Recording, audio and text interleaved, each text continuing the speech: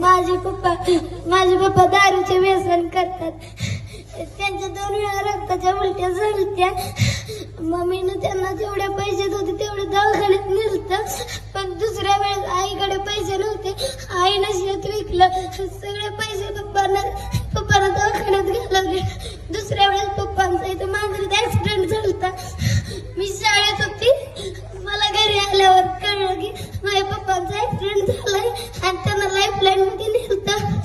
तर माझ्या पप्पांना मला फार भेटायचं वाटलं. मी फार रोज रडत होती. मला माझे पप्पा पाहिजे होते. माझ्या पप्पांना एका हाताने पैनीत काम करत नाही. माझी आई मला शाळेत शिकवते. माझी आई रोजगाराने दुसऱ्यांच्याच कामाला जाते आणि मला शिकवते. माझ्या आईचं नाव मी कधी सुद्धा खराब करणार नाही. मी कायम चांगल्या वडिलांना लागेल. मोठी होऊन माझ्या काही वडिलांना कायम सांभाळेल.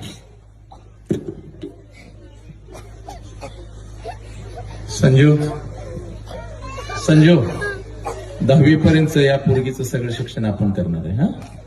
10वी पर्यंत सगळं शिक्षण, त्याच्या पुढे नंतर बघू. पण 10वी पर्यंत ही पूर्ण काय तिचं सगळं डिटेल घे. उद्या वेळ मिळाला तरी हिच्या घरी जाऊ. रडायचं नाही. मी आहे बाळा. काय काळजी करायची नाही. काही लागलं मला सांगायचं. ठीक आहे.